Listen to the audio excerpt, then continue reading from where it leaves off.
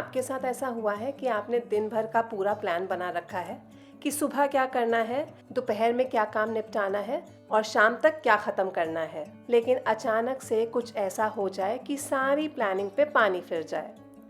ऐसे में गुस्सा भी बहुत आता है और लगता है कि लो यार, सारी मेहनत ख़राब हो गई। लेकिन असलियत तो ये है कि ज़िंदगी हमेशा हमारी टू डू लिस्ट के हिसाब से नहीं चलती है। ऐसे नए मोड़ और नई चुनौतियां आती हैं जिनका हमें सामना करना ही पड़ता है। यही समय है कि हमें पॉजिटिव रहना चाहिए।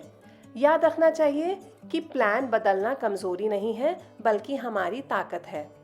ये दिखाता है कि हम लचीले हैं और हालात के हिसाब से खुद को ढाल सकते हैं। हेलो एवरीवन, नमस्ते, welcome back to nurturing homes. आज ये सब आपके साथ इसलिए शेयर किया क्योंकि मैं सिमिलर स्थिति में पड़ी थी। आज ही नवरात्रे ख़त्म हुए थे, आज नवमी था और नवरात्रों के टाइम पे बहुत ज़्यादा काम बढ़ जाता है, फिर चाहे वो पूजा का हो या भोग लगाने का हो। लेकिन ऐसे में आज जब नवरात्रि ख़त्म हुई और आगे भी काफ़ी सारे त्योहार लाइंड अप हैं, तो मैंने एकदम सही से प्लानिंग करके रखी हुई थी कि कल से मुझे क्या-क्या शुरू करना है। मोस्टली तो करवा चौथ और दिवाली ही अब आएँगे, तो उन सब की तैयारी शुरू करनी थी। दिवाली की क्लीनिंग शुरू करनी थी, ऑर्गेनाइज़िंग शुरू करना था। लेकिन अचानक से मुझे कल एक बहुत ज़रूरी काम को लेके बैंक जाना पड़ेगा। ऐसे में मुझे बहुत पहले तो गुस्सा आया, क्योंकि आजकल हम डिजिटलाइज्ड वर्ल्ड में रहते हैं। ऐसे में हर काम जहाँ पे ऑनलाइन होता है, वहाँ मुझे स्पेशली बैंक जाके काम करवाना पड़ रहा है, तो ऑब्वियसली मेरा काफ़ी ज़्यादा टाइम ख़राब होगा। तो ये सब सोच के पहले तो मुझे बहुत गुस्सा आया, फिर सोचा कि उन बैंक ऑफिशियल्स की भी क्या गलती है, वो तो अपने rules and regulations he follow कर रहे हैं। और फिर सोचा कि जो स्थिति हमारे हाथ में ही नहीं है, उसके बारे में सोच के, गुस्सा करके, खुद को सरदर्द देके क्या ही फ़ायदा। इसलिए फिर थोड़ा ठंडे दिमाग से सोचने के बाद लगा कि चलो अब वापस एक टू डू लिस्ट बनाते हैं, थोड़े कामों को शफ़ल करते हैं और आगे के लिए पॉजिटिवली सोचते हैं। तो बस वही काम कर रही हूँ मैं।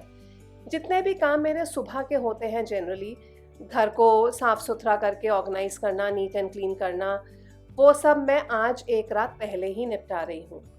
ये सारे काम वैसे तो आसान होते हैं, ज़्यादा टाइम नहीं लेते हैं, लेकिन क्योंकि मुझे सारे सोफ़ा कवर्स और बेड शीट्स के कवर्स चेंज करने थे और ये सब थोड़ा फिर टाइम कंज्यूमिंग हो जाता है अगर ये सारे कवर्स चेंज करने हो, तो मैंने सोचा चलो एक रात पहले इन सारे कामों को निपटा देते हैं, ताकि कल अगर मुझे बैंक से लौटने में देर होए भी, तो भी मुझे पता है ये सारे काम मेरे हो चुके हैं और मैं आगे बाकी के काम अपने फिर शुरू कर सकती हूँ, which is mainly related to the upcoming festivals.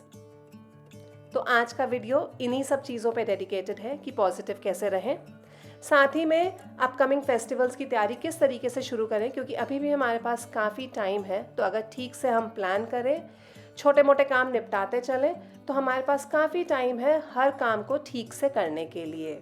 साथ ही साथ कुछ होम ऑर्गेनाइजेशन की भी बातें करूँगी, कुछ लो कॉस्ट ऑर्गेनाइजर्स आपके साथ शेयर करूँगी जो मैंने अपने घर को ऑर्गेनाइज़ करने के लिए लिए हैं और आपके भी वो काफ़ी काम आ सकते हैं। और कुछ फेस्टिवल के लिए परचेजेस भी किए हैं, हो सकता है वो भी आपको पसंद आए, तो I will be sharing that also with you. Diwali time पे स्पेशली हम सब बहुत सारे गिफ्टिंग ऑप्शंस कंसिडर करते हैं।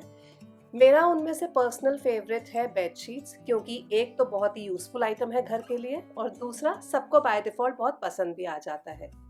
ये जो इस समय मैं बेडशीट बिछा रही हूँ, ये मैंने एक्चुअली गिफ्ट करने के लिए ही ली थी, लेकिन बच्चों को इतनी ज़्यादा पसंद आ गई कि मैंने इसे घर के लिए ही रख ली। ये 5 पीस की किंग साइज़ की बेडशीट है, जिसमें 2 क्विल्टेड पिलो कवर्स भी हैं और 2 क्विल्टेड कुशन कवर्स भी आते हैं। एंड यू वोंट बिलीव, इसका प्राइस सिर्फ 450 रुपये है। ये मशीन वॉशेबल है, मैं खुद इसको 5 से 6 बार धो चुकी हूँ मशीन में और आप खुद ही देख सकते हैं कि बिल्कुल ये नई की नई जैसी लग रही है। इसका कलर भी बिल्कुल नहीं निकला और इसके वाइब्रेंट कलर्स एकदम से रूम को ब्राइटन अप कर देते हैं। तो I think this is a great gifting option. मैं इसका बाइंग लिंक आपको नीचे डिस्क्रिप्शन बॉक्स में दे दूंगी, just in case you want to consider buying. अगर खुद के लिए या गिफ्ट करने के लिए आपको कुछ और भी इस तरीके की बेडशीट्स, इकोनॉमिकल बेडशीट्स देखनी है, तो मुझे नीचे कमेंट करके ज़रूर बताइएगा, ताकि मैं इन्हें आपके साथ शेयर कर पाऊँ। And now it's the next day. Around 12 बजे तक मैं बैंक का काम निपटा के घर आ चुकी थी। घर आने के बाद साफ सुथरा घर बहुत अच्छा लग रहा था और देखा तो सेंटर टेबल पे कुछ ऑनलाइन डिलीवरीज जो मैंने मंगवाई थी ऑर्गेनाइजर्स की, वो भी आ चुकी थी। इनको तो अभी मैं एक एक करके आपके साथ शेयर करूंगी ही, लेकिन इससे पहले मैं कुछ अपने ज़रूरी काम शुरू करने वाली हूँ, क्योंकि अभी 1-1.5 घंटे के अंदर अंदर बच्चे भी आ जाएंगे और एक बार जब वो आ जाते हैं उसके बाद कोई भी प्रोडक्टिव काम मेरा नहीं हो पाता है। तो उनके आने से पहले 1-2 काम निपटाऊंगी उनके कमरे के, ताकि बिना उनके तंग किए मैं सारे काम निपटा लूँ। सो फाइनली आज से मैं दिवाली की क्लीनिंग शुरू कर रही हूँ और बच्चों के रूम से यहाँ पे शुरू करूँगी। हल्के हल्के कबर्ड्स में यहाँ पे अभी उठा रही हूँ, जिनमें मुझे पता है बहुत ज़्यादा टाइम नहीं लगने वाला है, सिर्फ मुझे थोड़ा उन्हें ठीक ठाक करना है। बहुत ज़्यादा भारी काम जो होता है अगर उससे ही मैं शुरुआत करूँगी ना, तो पहले ही मेरा मोटिवेशन डाउन हो जाएगा। तो आप भी ये टेक्निक अपना सकते हैं, छोटे छोटी चीज़ों से शुरू कीजिए।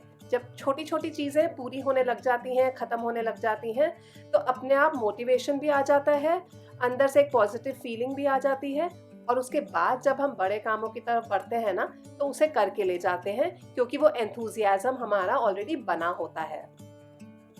बच्चों के कमरे का कोई भी सेक्शन होना, फिर चाहे वो उनका बुक्स का कबर्ड हो, कपड़ों का कबर्ड हो या गेम्स वाला कबर्ड हो जहाँ पे उन्होंने सारे गेम्स रख रखे हो, हर चीज़ को अराउंड 2 महीने के अंदर मुझे फिर से ठीक से ऑर्गेनाइज करना ही होता है। आई डोंट नो आप लोग के साथ कैसा होता है, लेकिन हमारे घर में तो ऐसा ही है। बच्चों को चाहे जितना भी हम क्यों ना समझा लें, उनकी चीज़ें उथल-पुथल हो ही जाती हैं। चाहे कितना भी हम क्यों ना उन्हें बोलते रहें कि अब ठीक से रखना, मैंने आज ये सब ठीक कर दिया है, फिर भी 1 आध महीने के बाद, 1.5 महीने के बाद वही का वही। तो मुझे ऐसा लगता है कि एक जो रेगुलर साइकिल है ना, ये हमेशा बनी रहनी चाहिए। इससे पहले कि चीज़ें बहुत ज़्यादा बिगड़ जाएँ, उन्हें पहले ही ठीक कर देना चाहिए and this is the perfect time to give it a start. तो अगर आपको भी दिवाली ऑर्गेनाइजिंग और क्लीनिंग स्टार्ट करनी है, तो बच्चों के रूम से स्टार्ट करके देखिए। लगेगा कि बहुत ज़्यादा कुछ एकम्प्लिश हो गया है, सच में।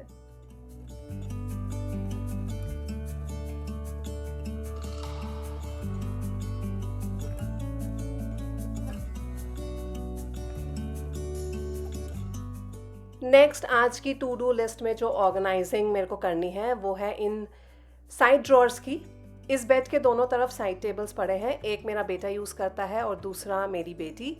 लेकिन जो मेरी बेटी वाला साइड है वो ज़्यादा मेसी है एंड आई नो दैट, इसलिए आज ये काम भी मैं फिनिश करने वाली हूँ। Again this will not take time और बहुत ज़्यादा एफर्ट टेकिंग भी नहीं है, तो इसको भी लगे हाथ में करके ख़त्म कर दूँगी बिफोर दे अराइव। हाँ, उसकी ड्रॉर से काफ़ी सारे कुछ ऐसे पेपर्स निकले हैं जिनको मैं डिस्कार्ड नहीं कर सकती हूँ। मुझे उसे पूछना पड़ेगा कि क्या क्या उसे रखना है, क्या नहीं रखना है, before I actually discard them. तो हमेशा बच्चों को ज़रूर इन्वॉल्व कीजिए कि उन्हें क्या चीज़ रखनी है, क्या नहीं रखनी है, स्पेशली जब आप उनके टॉयज़ सेग्रीगेट करें, क्योंकि कई बार उन्हें बहुत ज़्यादा इमोशनल अटैचमेंट भी होता है और अगर हम चीज़ों को बिना उनसे पूछे फेंक देते हैं तो घर में हंगामा मच जाता है। तो खैर ये बात तो टॉयज़ की थी, लेकिन यहाँ पे कुछ पेपर्स भी हैं जो शायद उसको अभी लगेंगे आगे पढ़ाई में, तो मैं उससे पूछ के ही ये चीज़ों को हटाऊँगी।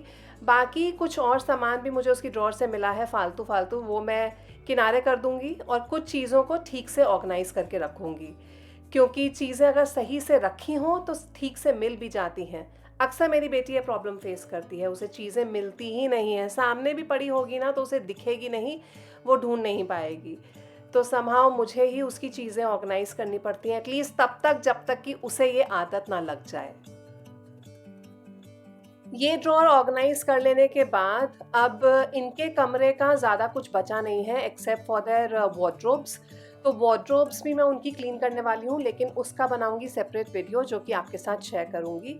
ड्रॉर्स एक बार ऑर्गेनाइज हो गई हैं, बुक वाला कबर्ड ऑर्गेनाइज हो गया है। इसके बाद अब मुझे लग रहा है चलो ये कमरे का ऑलमोस्ट 90% काम is over for me. Diwali cleaning has actually begun और थोड़ा अब मोटिवेशन भी मिल गया है मुझे कि चलो अब सारे काम होते चले जाएंगे। आप लोगों ने अपनी दिवाली क्लीनिंग कहाँ से शुरू की है, मेरे साथ ज़रूर शेयर कीजिएगा। और अगर आप कोई स्पेसिफिक ऑर्गेनाइजेशन या क्लीनिंग मेरे थ्रू देखना चाहते हैं तो वो भी मुझे कमेंट करके ज़रूर बताइएगा। दूसरे तरफ की साइड टेबल्स में एक्चुअली कुछ पड़ा ही नहीं हुआ था, तो मुझे कुछ करना ही नहीं था। कुछ फालतू चीज़ें 1-2 मेरे बेटे ने रख रखी थी, वो मैंने हटा दी and the work is done. और अब वक्त है ये पैकेट्स खोल के दिखाने का आपको कि मैंने क्या क्या ऑर्डर किया है और ये किस काम मेरे आने वाला है। सबसे पहला जो मैंने ये ऑर्गेनाइज़र ऑर्डर किया है, ये स्पेसिफिकली बाथरूम के लिए ऑर्डर किया है मैंने। बाथरूम में मेरे पास 2 वाइपर्स मुझे लगते हैं, एक फ़र्श को स्क्रब करने के लिए और दूसरा पानी निकालने के लिए। तो इस पर्टिकुलर ऑर्गेनाइज़र में 2 होल्डर्स हैं जहाँ पे आप उनको होल्ड करके रख सकते हैं और एक हुक भी है जिसमें आप उसको टांग के ले सकते हैं। पीछे की तरफ स्ट्रॉन्ग एडहेसिव 3M टेप दे रखा है जिसको हटा के आप इसे आराम से किसी भी टाइल के ऊपर, दीवार के ऊपर लगा सकते हैं। जहाँ पे भी आपको इसे लगाना है एक बार वो जगह फिक्स कर लीजिए। उसके बाद पीछे वाला ये 3M टेप बस हटाइए और उस जगह पे आप इसको स्टिक कर दीजिए। That's it. बस मेक श्योर कि जहाँ पे भी आप इसको चिपका रहे हैं आप उस जगह को अच्छे से ठीक से वाइप कर लें ताकि वो जगह गंदी ना हो नीचे से, अदरवाइज चिपकाने में आपको दिक्कत आ सकती है। अब ये बाथरूम के वाइपर्स और स्क्रबिंग ब्रश दोनों ही चीज़ें बहुत अच्छे तरीके से ऑर्गेनाइज हो गई हैं, क्योंकि नीचे ज़मीन पर पड़ी हुई ये बिल्कुल अच्छी नहीं लगती थी और बहुत ही क्लटर्ड लुक भी देती थी। इसी तरीके से ये कोमोड क्लीन करने वाला ब्रश जो कि नीचे पड़ा हुआ था, मुझे काफ़ी टाइम से डिस्टर्ब कर रहा था और बिल्कुल अच्छा नहीं लग रहा था। तो इसको भी ठीक से रखने के लिए मैं ये वॉल हुक यूज़ कर रही हूँ। सेल्फ एडेसिव हुक ही है ये। आप पीछे का स्टिकर उतारिए और इसे अपनी डिज़ायर्ड जगह पे लगा दीजिए। इनका एडेसिव काफ़ी ज़्यादा स्ट्रॉन्ग होता है और ये लॉन्ग लास्टिंग भी रहते हैं, इसलिए आपको बिल्कुल दिक्कत नहीं आएगी इन्हें यूज़ करने में। लेकिन हाँ, इनको यूज़ करने के बाद आप अपने घर की चीज़ों को अच्छे से ऑर्गेनाइज ज़रूर करके रख सकते हैं। ये सभी चीज़ें जब नीचे पड़ी रहती हैं तो बहुत ही विजुअली डिस्टर्बिंग होती हैं। इसी तरीके से मेरी ड्राई बालकनी में ये बड़ा वाला होल्डर भी है जिसमें मैंने झाड़ू और बाकी सारे वाइपर और क्लीनिंग सप्लाईज़ को टांग के रखा है और सही से ऑर्गेनाइज किया हुआ है। ये वाला तो मैं बहुत सालों से यूज़ कर रही हूँ। सैटिस्फाइड थी, इसीलिए बाथरूम के लिए भी ये ऑर्गेनाइज़र मंगवा लिया। नेक्स्ट मैंने जो ऑर्गेनाइज़र मंगवाया है वो है किचन के लिए। ये है किचन सिंक को ऑर्गेनाइज करने के लिए। हम किचन में काफ़ी सारी चीज़ें यूज़ करते हैं, scrub pads, brushes, even dish washing liquid वगैरह, उन सबको ठीक से ऑर्गेनाइज करके रखने के लिए ये ऑर्गेनाइज़र काफ़ी ज़्यादा हेल्पफुल है। ये स्टेनलेस स्टील से बना है और काफ़ी ज़्यादा अच्छे मटेरियल का है, हल्का स्टील नहीं है। नीचे एक ड्रेनेज ट्रे भी है पानी को इकट्ठा करने के लिए, ताकि आपका प्लेटफॉर्म जो है वो गंदा ना हो और बार बार उसे वाइप ना करना पड़े। एक ब्रश होल्डर भी दिया है, क्योंकि बॉटल क्लीनिंग ब्रशेस, इवन बहुत सारे दूसरे ब्रशेस भी हम किचन क्लीनिंग में यूज़ करते हैं, उनको होल्ड करने के लिए बहुत ही स्टर्डी सेक्शन है। इसको फिक्स करने के बाद ये बिल्कुल भी हिल डुल नहीं रहा है। इसको आप चाहें तो दीवार पे भी लगा सकते हैं यूजिंग दीज एडहेसिव हुक्स, जो कि आराम से यहाँ पे क्लैंप हो जाते हैं। इनफैक्ट 2 ही लगेंगे आपको इन्हें दीवार पे लगाने के लिए, लेकिन इन्होंने 2 एक्स्ट्रा भी दिए हैं जस्ट इन केस। तो टोटल आपको 4 एडहेसिव हुक्स यहाँ पे मिलते हैं। 2 एक्स्ट्रा हैं और 2 आप यूज़ कर सकते हैं वॉल माउंट इसे करने के लिए। हालांकि मैं इसे वॉल माउंट नहीं करूँगी क्योंकि मेरे पास इनफ जगह है किचन में, तो मैं इसे प्लेटफॉर्म पे ही रखना पसंद कर रही हूँ। तो यहाँ पे सारे मेरे जो ब्रशेज़ हैं क्लीनिंग के लिए जो यूज़ होते हैं वो यहाँ पे आ गए। डिश वॉशिंग लिक्विड या फिर सोप जो भी आप यूज़ करते हैं वो, और स्क्रब पैड्स। जनरली हम 2 स्क्रब पैड्स तो यूज़ करते ही हैं किचन में, एक किचन सिंक को साफ़ करने के लिए और एक बर्तनों को साफ़ करने के लिए, तो वो भी यहाँ पे आराम से आ गए। इट हैज़ इनफ स्पेस और सबसे अच्छी बात यह है कि ये काफ़ी ज़्यादा स्टर्डी मटीरियल से बना हुआ है, बिल्कुल भी हल्का मटीरियल नहीं है ये। जब नहीं काम में आएगा तो मैं इसको यहाँ पे उठा के ऊपर रख दूंगी, इसी वजह से मैंने इसे वॉल माउंट नहीं किया है। अगर आपको भी इसकी ज़रूरत है तो इसका बाइंग लिंक आपको नीचे डिस्क्रिप्शन में मिल जाएगा। दिवाली क्लीनिंग ऑर्गेनाइजिंग की बात तो हमने की है, लेकिन दिवाली से पहले पड़ेगा करवा चौथ। तो चलिए अब मैं आपको दिखाती हूँ कि करवा चौथ के लिए मैंने क्या क्या परचेज़ किया है। सबसे पहले मैंने लिया है 3 पीस कुर्ता सेट। ये एकदम ब्राइट पिंक कलर में है, वी नेक है इसका और सीक्वेंस में एम्ब्रॉयडरी का काम किया हुआ है। गले पे बहुत ज़्यादा प्यारा डिज़ाइन है और बूटियाँ ऑल ओवर द कुर्ता बनी हुई हैं। This comes with a trouser और ट्राउज़र की फिटिंग और लेंथ बहुत ही परफेक्ट है। साइड में एक पॉकेट भी दी गई है, एकदम कंफर्टेबल फिट है। मैंने यहाँ पे लार्ज साइज का एक कुर्ता पहना हुआ है। इस कुर्ते का लुक और ज़्यादा एनहांस हो जाता है इस लहरिया दुपट्टा के साथ। इस दुपट्टे की लेंथ भी काफ़ी ज़्यादा अच्छी है और आप देख ही सकते हैं मैंने वन साइड लिया है, लेकिन दोनों ही तरफ से परफेक्ट लेंथ है इस दुपट्टे की। दुपट्टे में भी चारों तरफ से इस तरीके का लेस का काम है विद अ गोल्डन टच। इसे मैच करने के लिए मैंने लिए हैं ये कुंदन इयररिंग्स, जो कि गोल्ड और पिंक टोन में हैं। काफ़ी लाइट वेट है ये और इन्हें आप घंटों तक भी पहन सकते हैं, कानों में दर्द नहीं होगा। इनसाइड की ब्राइट मैजेंटा कलर की लिपस्टिक मैंने यूज़ की है। ये लिपस्टिक मुझे बहुत ज़्यादा पसंद है क्योंकि 24 घंटे तक भी ये आराम से टिकी रहती है, बिल्कुल ख़राब नहीं होती है। इसको पेयर कर रही हूँ मैं इन वेजेस के साथ। ये बहुत ही डिफरेंट स्टाइल के वेजेस हैं, स्लीपर्स हैं, जो कि ना सिर्फ आपके ट्रेडिशनल बल्कि आपके वेस्टर्न ड्रेसेस के साथ भी मैच होगा। बहुत ही प्यारा डिज़ाइन है इनका और मुझे ये देखते ही पसंद आ गए थे। ये भी गोल्ड और पिंक टच में ही हैं। अराउंड 2.5 इंच हील है इनकी, लेकिन ये काफ़ी ज़्यादा कंफर्टेबल है। विद दैट मेरा करवा चौथ का लुक कंप्लीट होता है। आई होप आपको ये सारी ही चीज़ें आज की पसंद आई होंगी। अगर हाँ तो मुझे नीचे कमेंट करके ज़रूर बताइएगा, और अगर इस तरीके से आप और भी चीज़ों को देखना चाहते हैं जो मैं यूज़ करती हूँ, उनके रिव्यू मैं आपके साथ डेफिनेटली शेयर कर सकती हूँ। So do let me know in the comment section below. For now अब मैं लेती हूँ अलविदा, मिलूंगी जल्द ही अपने अगले वीडियो में आप सबके साथ। Till then take care, keep smiling and keep watching. Bye bye.